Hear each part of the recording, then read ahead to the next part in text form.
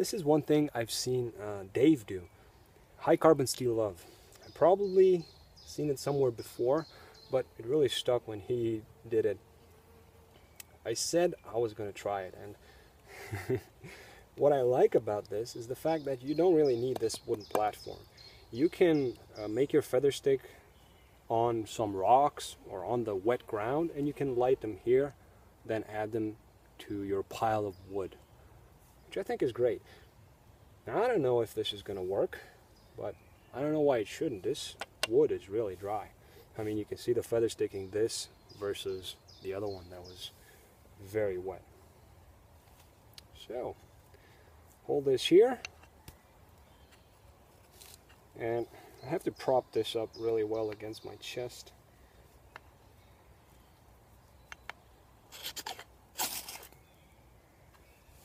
There you go. This is really nice. Like I said, I haven't done it before, but it worked like a charm. And why shouldn't it? If you have dry wood, nice, fine feather sticks, it's going to take the first spark that's going to fly off the ferrocerium. Pretty cool. And the Mish Metal ferro rods, all I can say is they're great. I mean, if you don't mind chewing through them, because you're going to chew through these real fast. Another comment on ferro rods, I have to say, I haven't found a better one than Light My Fire. You know, one that will give you pretty much the same quality throughout. Every Light My Fire that I bought is kind of the same.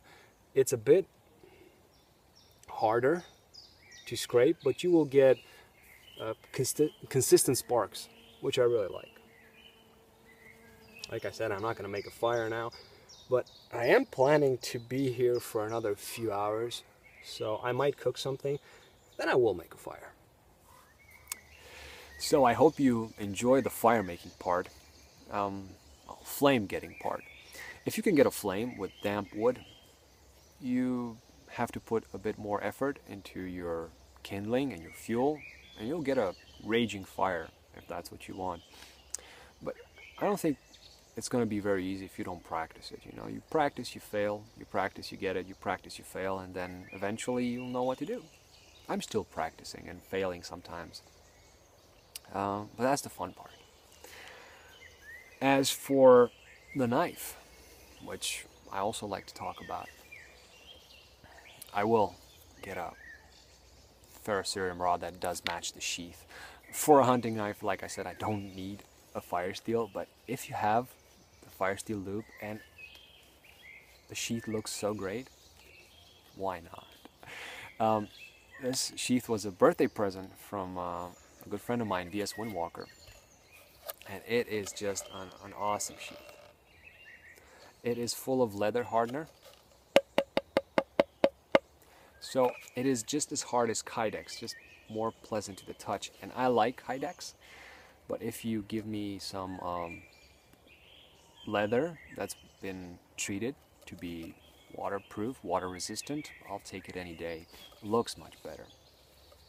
And the knife fits inside very well. And also, after you get the handle in, you cannot cut the sheath because there's so much leather hardener here. The handle will guide the blade. This is a very well-made sheath, and you don't see a lot of these. Probably a lot of custom knife makers make them, but it's not so hard to do. So I'm always wondering, you know, when you get a knife from a company, why they couldn't just make a great leather sheath. It really makes a lot of, it makes a huge difference to have a great sheath for a knife. You know, one that does not, like in Kydex, scratch the blade, and with leather that the knife does not cut it. Awesome, and you can hear that. I'm very, very happy. About the knife, some of you, of course, might know the model, some of you might not. This is the Bark River Aurora. This is a clone. I wanted to get the Bark River Aurora, but I've heard a lot of people had a lot of problems with it. So what I did instead, a friend of mine from YouTube send me a drawing of his knife, a picture, a drawing, and dimensions. And I redrew that, gave it to a knife maker. With a few minor adjustments, this is just like a Barker Aurora. Two of those adjustments I still remember. One, the handle is not skeletonized. It has these 3 holes, one that's bigger for the lanyard, and these 2 that are really thin as you can see the pins in here. No, not skeletonized. And the grind, I told the knife maker what I would use it for. I said I wanted a shallow grind, and that's what he did. I don't have a micro bevel on it, so whenever I strop it in this edge angle. Don't apply a lot of pressure, and I never really, turn it to put a secondary bevel or a micro bevel on it if you want to. I did take a bit off the tip with sandpaper in sharpening, so I wouldn't get the sharpest of tips. For me, that works. A sharp tip might break off, and with hunting, you don't really want a tip that's that sharp. At least I don't. Some people like them. For me, this works. This is D2, and I've always liked D2. So far, before this knife, the best heat-treated D2 was my Enzo Trapper. And that is very well heat-treated D2. I like it. And then I got this knife, and I played around with it a bit. And I noticed it does hold a great edge. Now, if you want to modify the edge angle, in the beginning, I thought about it, and I tested it a bit, but it's very abrasion resistant. I think much more than the Enzo Trapper. I'm not sure. Didn't really test it, but it seemed to. So I just sharpened it and kept the edge angle like that, which turned out to be really good. It has one small chip right here, right? I don't know if you can see it. It's one small chip. And it had that from the beginning. I don't know if it was from when my friend put the handle on or from what. I never took it out, and that's the only chip it has. Very, very happy with it. Now, in the beginning, when I started out with knives, I thought, if a knife shaves, it shaves. I don't really care about the edge angle. But Kylie Harris from CKC Knives, Knives and Stuff channel on YouTube, he educated me.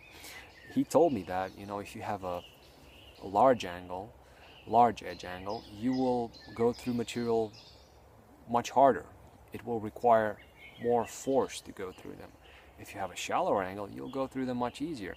Now the trick is to find that perfect edge angle, and you also need the knife to hold the edge. So if you put a edge angle that's too small, you might bend the edge or break it. This one is perfect. I think it's about 15 degrees per side. I don't want to say 20 because I know it's less than 20, but I don't know exactly. So under 20, about 15 I would say. I think it does an excellent job. And I've had an accident, and because of that, I really can't put a lot of pressure yet in the forward grip, power cutting, or making feather sticks. Having a small edge angle and an edge that stays sharp for a longer period of time really, really helps. If you want to get a good knife, get a Mora. Great edge angle, good steel, fairly comfortable in hand. But if you want something custom, make sure you get a custom knife maker who guarantees his heat treatment, and you'll be as happy as I am about this knife. Like I said, I've had it for over 2 years, and I'm loving it. And now the sheath does make a huge difference. I had a sheath, I was using it, but this one is just fantastic. Love it.